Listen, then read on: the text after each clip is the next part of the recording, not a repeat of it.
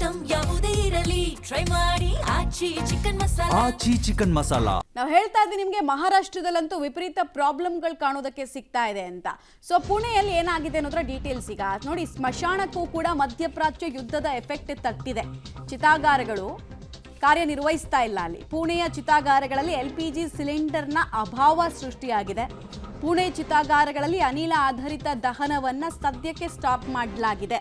ತಾತ್ಕಾಲಿಕವಾಗಿ ಪುಣೆ ನಗರ ಪಾಲಿಕೆ ಎಲ್ಲೆಲ್ಲಿ ಗ್ಯಾಸ್ ರನ್ ಚಿತಾಗಾರಗಳಿತ್ತು ಅದನ್ನೆಲ್ಲ ಕ್ಲೋಸ್ ಮಾಡಿ ಅಂತ ಹೇಳಿದ್ದಾರೆ. ಆಮೇಲೆ ಕೆಲವು ಕಡೆಗಳಲ್ಲಿ ಚಿತಾಗಾರದಲ್ಲಿ ಕೇವಲ 2 ಶವವನ್ನು ಮಾತ್ರ ಸುಡಿ ಸದ್ಯಕ್ಕೆ, ಇನ್ನುಳಿದದ್ದು ಆಗಲ್ಲ ಅಂತ ಅನ್ನಿ ಅಂತ ಸೂಚನೆಯನ್ನು ಕೊಟ್ಟಿದ್ದಾರೆ. ಶವ ಸಂಸ್ಕಾರಕ್ಕೆ ವಿದ್ಯುತ್ ಚಿತಾಗಾರಗಳ ಮೊರೆ ಹೋಗಲಾಗ್ತಾ ಇದೆ.